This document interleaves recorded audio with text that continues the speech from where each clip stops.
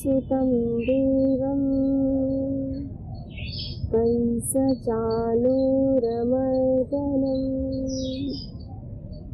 देवकी परमानन्दं नमामि योगेश्वरं नमामि योगेश्वरं नमामि योगेश्वरं। श्रीमद् भगवद गीता के 12वें अध्याय भक्ति योग में आप सभी का स्वागत है। तो आइए हम विचार कर रहे थे कि भगवान योगेश्वर जी बता रहे हैं कि जब साधक भक्ति मार्ग पर चलता है तो कल हमने देखा था कि उसका बहुत ही बड़ा लाभ बताया था कि उसके समस्त इंद्रिय समुदाय पर फिर उसका अधिकार हो जाता है, फिर वह अपने इंद्रिय समुदाय को संयमित कर पाता है। और फिर कहते हैं कि ये इतना बड़ा लाभ है। अब उसके पश्चात हमने देखा कि उसके पश्चात फिर क्या करना होता है, कि यह सबका प्रश्न होता है कि ध्यान साधना को करना है, ठीक है, लेकिन जो आपने ध्यान साधना में जो अर्जित किया है, जो आपने शक्ति ऊर्जा का जो आपने संचय किया है, उसको आपको संसार में बांटना चाहिए, संसार में लगाना चाहिए। यह बता रहे हैं योगेश्वर जी कि उसको आप संसार में लगाइए। इसलिए कहा कि संयमेन्द्रिय ग्रामं सर्वत्र समबुद्धयः ते प्राप्नुवन्ति मामेव सर्वभूतहिते रताः। कि जब साधक साधना के माध्यम से ऊर्जा का संचय कर, सामर्थ्य का संचय कर, जब वह जगत कल्याण के लिए चलता है, तो हमने देखा था फिर जो उसके पास जो ऊर्जा सामर्थ्य हुआ तो उसको तो संसार के लिए लगा देना चाहिए। तो कहते हैं कि वह मुझको ही प्राप्त होता है। इतना बताया योगेश्वर जी ने। और हम विचार भी कर रहे थे कि हम जो आश्वासन जो योगेश्वर जी दे रहे हैं, उन्हीं आश्वासन को रामचरितमानस में मर्यादा पुरुषोत्तम भगवान श्री राम भी हमने देखा। तो इसी में आगे क्रम में कहते हैं, बताते हैं मर्यादा पुरुषोत्तम भगवान श्री राम कि हम देख रहे थे कि सेवा का भाव, अर्थात जब हमने जो अपने पास जो ऊर्जा का संचय किया है, जो सामर्थ्य हमने अर्जित किया है, इस सामर्थ्य को हमें इस संसार में बांटना है। तो उसी की महिमा को बता रहे हैं मर्यादा पुरुषोत्तम भगवान श्री राम जी। तो आइए देखते हैं क्या कहते हैं आगे। मन क्रम वचन कपट त्यजिजो कर भूसर से मोह समेत विरचि शिव बसत कि सब दे। तो कहते हैं कि जो मन वचन और कर्म से जो अपनी समस्त जो कपट है उसको छोड़कर और जो क्या करता है, अर्थात जो सेवा करता है, किनकी, इस जगत की सेवा करता है, तो कहते हैं मोहि समत विरचि शिव वशता की सब देव।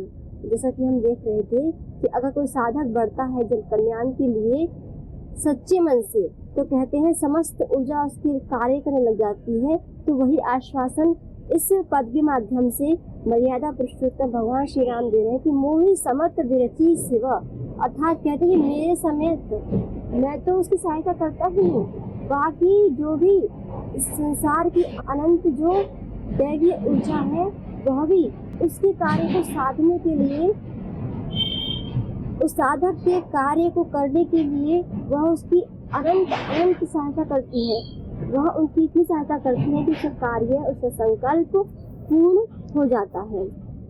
तो हमने इस श्लोक के माध्यम से देखा, योगेश्वर जी ने इसका फल बताया भक्ति का, और यह बताया कि इसके पश्चात जब साधन के पास ऊर्जा सामर्थ्य का संचय हो जाए तो उसको फिर क्या करना चाहिए, उसको इस जगत के कल्याण के लिए ही लगाना चाहिए। इतना बताया। तो आइए इसी संवाद को हम आगे बढ़ाते हैं कि आगे योगेश्वर जी क्या कहते हैं। तो योगेश्वर जी आगे बताते हैं कि देखो इतना हो गया, अब एक बात बताते हैं कि देखो जो ये एक तो है निर्गुण और सगुण की समुच्चय रूप को मानकर भक्ति करना, और एक है अव्यक्त की भक्ति करना।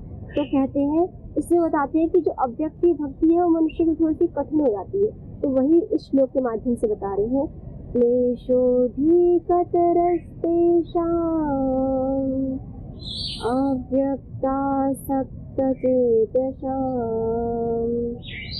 अव्यक्ता हि गते दुःखम् देहवद्भिरवाप्यते। तो योगेश्वर जी कहते हैं कि देखो ये दो मैंने मार्ग बता दिए और इसका फल ही बता दिया, उसके पश्चात क्या करना है यह भी बता दिया। तो कहते हैं लेकिन फिर भी कुछ स्पष्टता कहना है कि देखो एक उपनिषद में एक ऋचा आती है। ऋचा कहती है परांचखाणी गतिना स्वयंभू तस्मात् परां पश्यति नान्तरात्मन् कश्चिद्धीरः प्रत्यगात्मानमैक्षत आवृतचक्षु अमृतत्वमिच्छन्। ये ऋचा बताती है कि देखो परांचखाणी गतिना स्वयंभू, कि उस स्वयंभू परमात्मा ने ऐसी रीति से ऐसे ढंग से बनाया है कि जो उसकी सारी जो इंद्रियां है ना, इस संसार की जो भौतिक चीज है उसको देखने में समर्थ होती है। परांचखाणी गतिना स्वयंभू तस्मात् परां पश्यति नान्तरात्मन्, इसलिए जो ये इंद्रियां है ना ऐसा बनाया गया है कि जो बाहर को दिखता है उसी को देख पाती है। तो कहते हैं तस्मात् परां पश्यति नान्तरात्मन्, जो इसके अंदर है जो इसके पीछे है उसको नहीं देख पाती है। लेकिन ऐसा नहीं है। आगे ऋषि कहते हैं कश्चित् धीरः प्रत्यगात्मानमैक्षत, कहते हैं कि कोई धीर जो ध्यान साधना उपासना के माध्यम से जो अपने आप में अंदर जाकर देखता है, तो कहता है वह देख पाता है कि कश्चित् धीरः प्रत्यगात्मानमैक्षत, कि कोई है तो एक धीर होता है, तो हजारों में से कोई एक ऐसा मनुष्य होता है कि जिसको यह पता होता है कि इससे भी परे कुछ है। तो वही जो उपनिषद में ऋषि बता रहे हैं उसी को योगेश्वर जी कह रहे हैं कि देखो स्वाभाविक सी बात है, मनुष्य को जो व्यक्त चीज है वो जल्दी समझ में आती है, समक्ष रखिए पता चलता है, लेकिन अव्यक्त जो दिखाई नहीं देती हो वो उसके लिए क्लिष्ट होती है, बहुत ही कठिन होती है। तो कहते हैं जो मनुष्य है देहधारी, इनके लिए अव्यक्ता ही गतिर दुखम, अर्थात अव्यक्त परमपिता परमात्मा की जो छवि बनाना या उनको मानना बहुत ही क्लिष्ट कार्य हो जाता है। लेकिन क्लेशोऽधिकतरस्तेषाम् अव्यक्तम सक्ततेषाम्, लेकिन जो व्यक्त और अव्यक्त समुच्चय को मानकर जो इस जगत में उसके परे दोनों को देख सकते हैं, लेकिन केवल निराकार को देखना थोड़ा कठिन हो जाता है। ये योगेश्वर जी ने बताया। तो योगेश्वर जी ने इतना बताया, तो आइए अब आगे देखते हैं। तो इतना नहीं बताने के पश्चात ये तो बता दिया कि दो तरह की परंपराएं, लेकिन एक अपना मान्यता बता दी, अर्थात अपना एक मत दिया है कि ऐसे संसार में देखा जाता है। अर्थात कहें इस जो इंद्रिय हमारे पास जो को मिली हुई है ये ऐसी ही है कि बाहर को और देख पाती है, अंदर इसके पीछे क्या है उसको देखने में थोड़ी कम समर्थ है। लेकिन जो कुछ जानजन है जो अपने आप को जान सकते हैं वो देख लेते हैं। इतना बताया। अब आगे योगेश्वर जी कहते हैं भक्ति का स्वरूप बताते हैं कि आखिरकार ये दो प्रकार की भक्ति होगी, उससे क्या लाभ होता है और फिर उसके बाद क्या करना है, भक्ति भाव कैसा होना चाहिए। इस भक्ति योग के अध्याय में अब आगे योगेश्वर जी इसका प्रारंभ करते हैं। जो साधक अपने इस भक्ति मार्ग पर चल रहा होता है तो उसके क्या क्या भाव होते हैं, कैसी उसकी मनोकामना होती है, तो उसको अब आइए योगेश्वर जी बताते हैं और उसी का अब हम श्रवण करते हैं और उसका हम स्वाध्याय करते हैं, देखते हैं आगे। तो योगेश्वर जी कहते हैं ये तो सर्वाणि कर्माणि मयि सन्न्यस्य मत्पराः अनन्येनैव योगेन मां ध्यायन्त उपासते। और योगेश्वर जी बता रहे हैं एक भक्त की मनोकामना कैसी होनी चाहिए, अर्थात दो तरह की परंपरा है वो बता दिया, क्या श्रेष्ठ है ये बता दिया, और फिर उसके बाद उसका क्या लाभ है यही बता दिया, और फिर क्या करना चाहिए यही बता दिया। अब लेकिन ये सारी प्राप्ति कैसे होती है, क्योंकि देखो हमारे जीवन में भावों की बहुत बड़ी प्रधानता है। जैसे मनुष्य का विचार होता है वैसे इसको प्राप्त होता है। जैसे उसके भाव होते हैं वैसे ही फिर अपना वह कर्म करता है। योगेश्वर जी कह रहे हैं कि जो साधक होता है ना, उसको अपनी जो भाव चेतना है, उसका अपना जो स्वभाव है वह कैसा रखना होता है, तभी उसको ये भक्ति प्राप्त होती है। तो कहते हैं ये तो सर्वाणि कर्माणि मयि सन्न्यस्य मत्पराः अनन्येनैव योगेन माम ध्यायन्ते उपासते। तो योगेश्वर जी कहते हैं ये तो सर्वाणि कर्माणि, कि जो साधक, अब देखो पहले भी संदेश देके आए थे कि साधक को क्या करनी है, सेवा करनी है, अर्थात कर्म करना है, जगत कल्याण के लिए कर्म करना है, जो सेवा भाव से करना है। लेकिन कहते हैं उसमें अहम भावना हो, अगर अहम भाव आ जाता है तो साधक अपने पद से अलग हो जाता है, फिर वह उसकी जो साधना है, भक्ति जो उसके कर्म है, वो भक्ति के अंतर्गत नहीं आते हैं, तो वह तो उसके अहम भाव को ही पोषित करने वाले होते हैं। तो इसलिए योगेश्वर जी भक्त का भाव कैसा हो ईश्वर के प्रति वह बता रहे हैं। तो क्या कहते हैं, ये तो सर्वाणि कर्माणि मयि सन्न्यस्य मत्पराः, परंतु जो मुझ पुरुषोत्तम में ही समस्त कर्मों को नियत रूप से मुझको ही दे देता है, तो योगेश्वर जी कहते हैं तो मयि सन्न्यस्य मत्पराः, जो मुझे अर्पित कर देता है। क्योंकि देखो भक्ति मार्ग भगवान के प्रति स्वयं को समर्पित कर देने का मार्ग, अर्थात स्वयं को समर्पित कर उससे उस जगह संचय कर संसार में कर्म करना सेवा भाव से। तो जो कर्म है वो कैसे करना है, तो उसकी रीति बता रहे हैं। तो अब यहाँ योगेश्वर जी बताना चाह रहे हैं कि हम कैसे हो जाएं, भगवत परायण हो जाएं। अर्थात अब कैसे होंगे, योगेश्वर जी कह रहे हैं ये तो सर्वाणि कर्माणि मयि सन्न्यस्य मत्पराः, कि जो भी कर्म कर रहे हो मेरे को ही सौंप दो, अर्थात उस परम पिता परमात्मा को ही दे दो। जो भी आप अपने माध्यम से कर्म करते हो, और ये साधारण जब हम सुनते हैं तो समझ में नहीं आता कि ऐसे कैसे हो सकता है कि कोई साधक अपने कर्म तो स्वयं कर रहा है, कैसे किसी को सौंप सकता है। तो बताते हैं योगेश्वर जी कि देखो भाव बता रहे हैं कि कैसा भाव रखना है। सेवा कर्म भी तो करना होगा उसको, लेकिन उसमें अहमता ना आए, तो उसी से कह रहे हैं कि कैसा भाव रखे। तो कहते हैं कि जो भी कुछ उसको मिला हुआ है, जो साधक अगर कर्म कर रहा है, अगर उसको ये पता है कि सब कुछ करने का सामर्थ्य उसके पास जो अब अभी है वह उस परम पिता परमेश्वर से ही है, अगर वह अभी क्षण अगर प्राणों का हरण कर ले तो फिर कहाँ हम कर्म कर पाएंगे।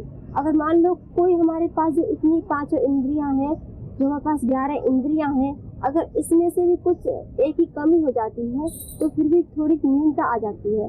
या फिर कहें हमारे पास हाथ है, पैर है, आँख है, नाक है, कान है, बोलने की वाक शक्ति है, तो अन्य प्रकार हमारे पास इतने बड़े बड़े साधन है, अगर ये साधन ना हो तो फिर क्या होगा। तो कहते हैं कि हम सेवा करने में असमर्थ हो जाते हैं। तो यही बताना चाह रहे हैं कि मैं जो ये कर रहा हूँ ये मैं नहीं कर रहा हूँ, मेरे माध्यम से हो रहा है, लेकिन इसके पीछे जो एक ऊर्जा कार्य कर रही है, जहाँ से मैं ऊर्जा ले रहा हूँ, वह केवल और केवल परम पिता परमात्मा है। एक 4वां अध्याय बहुत अच्छा एक श्लोक आता है, ब्रह्मार्पणम ब्रह्म वे ब्रह्माग्नो ब्रह्मणाहुतम ब्रह्मैव तेन गंतव्यम ब्रह्म कर्म समाधिना।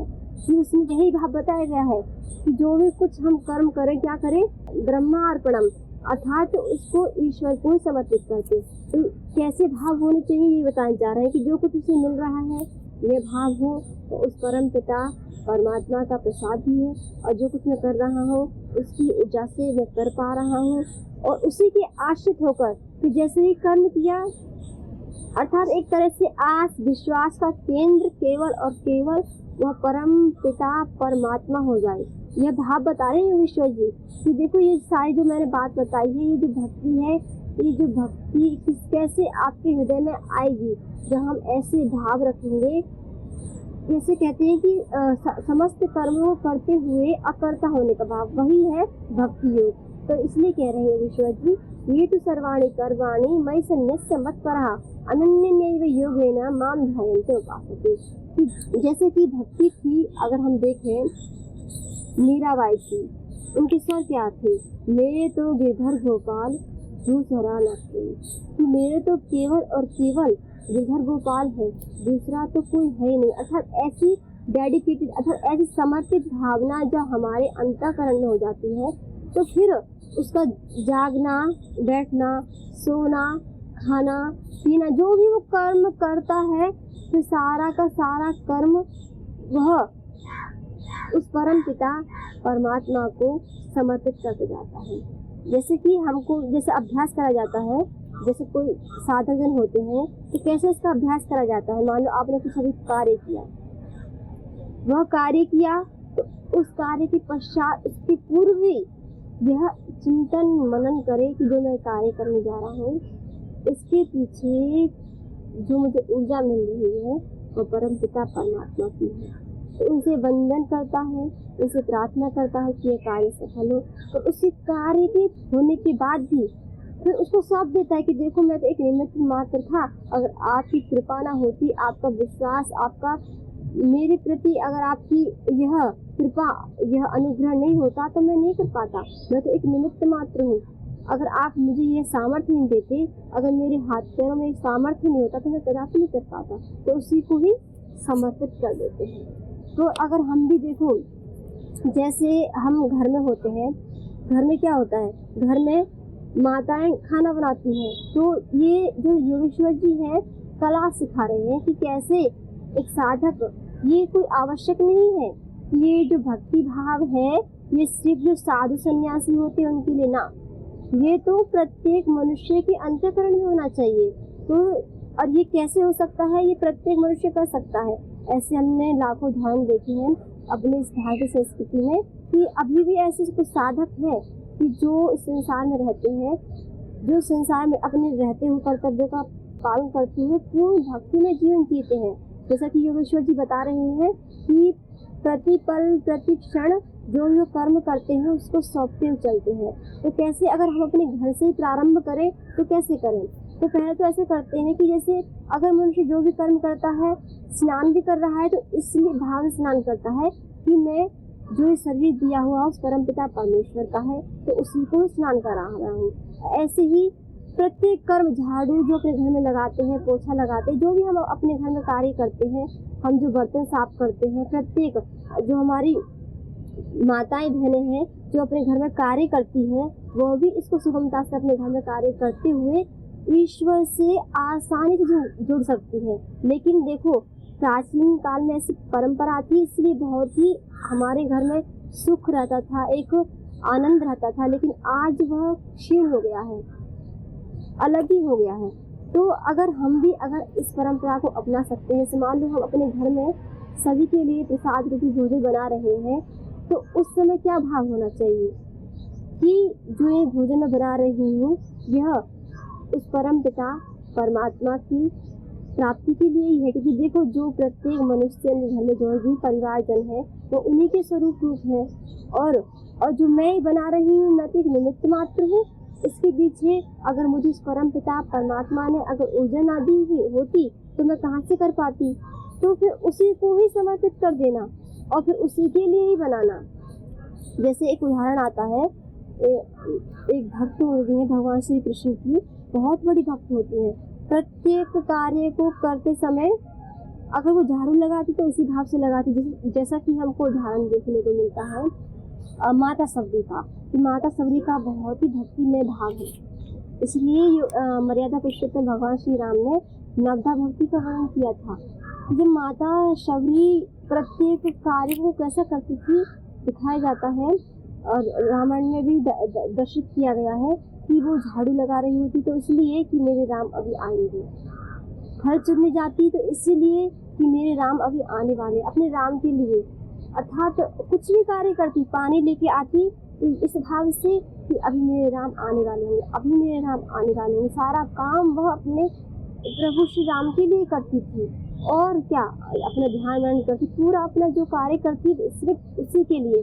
तो अगर ऐसी भावना अगर हम गृहस्थ आश्रम में भी हैं तो हम ऐसा कर सकते हैं। अगर हम अध्यापक हैं तब भी, अगर हम कृषक हैं तब भी, प्रत्येक हमारी भावना प्रत्येक क्षेत्र में हो सकती है कि हम जो उस कार्य को प्रारंभ करें, उस कार्य को प्रारंभ करने से पहले उस परम चेतना से जुड़ जाएं, तो उसके पश्चात उसी को अर्पित कर दें। कि एक प्रार्थना बहुत अच्छी हम गाते हैं कि तेरा तुझको अर्पण क्या लागे मेरा।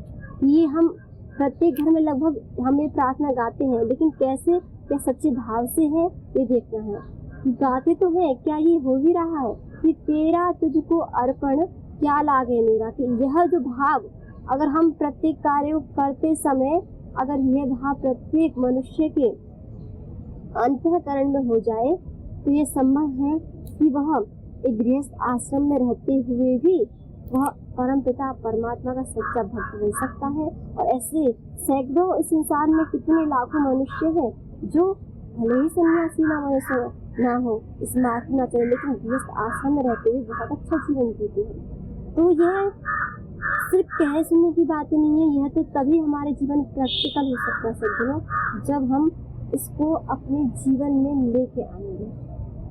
तो यह जीवन में तभी आएगा जब हम इसका पर मनन चिंतन करेंगे, और इसका बहुत बड़ा लाभ है। फिर इसमें जो हमारे घर में जो झगड़े आदि होते हैं उनसे मनुष्य बच जाता है, और साधक के लिए तो लाभ ही लाभ है। तो इतने बड़ा लाभ बता रहे हैं योगेश्वर जी कि यह भाव मनुष्य का हो जाए कि ये तो सर्वाणी कर्माणि मयि सन्न्यस्य मत्परः। तो ये प्रत्येक क्षेत्र के लिए है, चाहे वो कोई पढ़ाने वाला हो, या कोई स्टूडेंट हो, या फिर कृषक हो, या कोई भी बड़ा ऑफिसर हो, या कोई भी इस देश के बड़े पद पर नियुक्त व्यक्ति हो।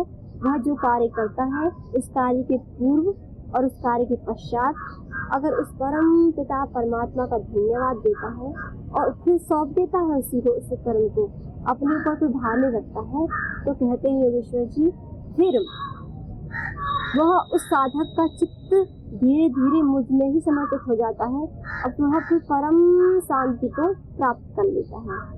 फिर आगे बताते हैं अनन्यनैव योगेन माम ध्यायन्तो उपासते। तो पहले इतना बताया, फिर अनन्य अर्थात कहते हैं यही एक अनन्य, अनन्य कहते हैं न अन्य अनन्य है, अर्थात जो प्रत्येक कार्य करते समय जो भी हमारा फील्ड है उस फील्ड में हम अपना कार्य करते समय जो हमारा क्षेत्र है, अपने अपने जो कार्य हम कर रहे हैं, तो अगर ऐसी भावना रखते हैं तो जो अनन्य नैव योगेन है, जो अनन्य योग से अर्थात अनन्य अर्थात एक बिल्कुल भी एक क्षण के लिए मुझसे जो अलग नहीं होते हैं, इसलिए कहा अनन्य नैव योगेन, जो हर पल मेरे साथ युक्त होकर रहते हैं। तो कहते हैं माम ध्यायन्तो उपासते, तो समझो कि वो प्रत्येक पल मेरा ही ध्यान कर रहे हैं, मेरी ही उपासना कर रहे हैं। देखो उपासना का अर्थ क्या होता है, उपासना अर्थात उप का अर्थ होता है समीप और आसन मतलब होता है बैठना। तो हम प्रत्येक पल प्रत्येक क्षण अपने इस संपूर्ण रोम रोम से अपने संपूर्ण क्रियाओं के माध्यम से हम उस परम पिता परमात्मा की उपासना कर सकते हैं। कैसे, वह यही है कि प्रत्येक पल प्रत्येक क्षण हम उनके साथ बैठे, और ये बैठने का तरीका योगेश्वर जी बता रहे हैं कि यही कि भक्ति भाव हो।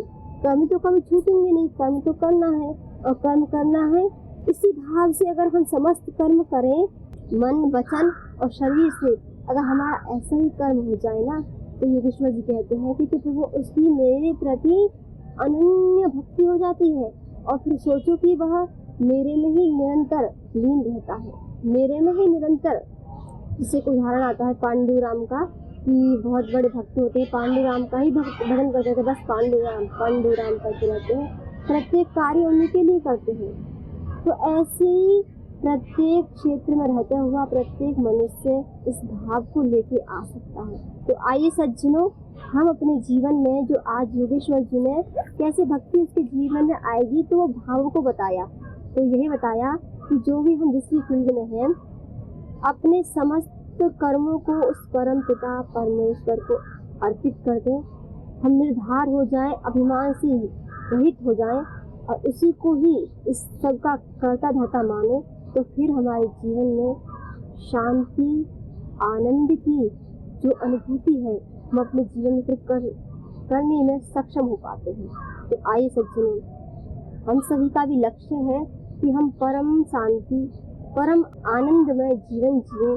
तो योगेश्वर जी के उन परम दिव्य अनमोल वचनों को अपने अंतःकरण में सजोते हुए आज योगेश्वर जी की दिव्य वाणी को हम ध्यान देते हैं। पुनः हम विचार करेंगे कि योगेश्वर जी प्रत्येक साधक के कल्याण के लिए और क्या उत्तम से उत्तम उपाय बताते हैं। तो आज आप सभी को ओम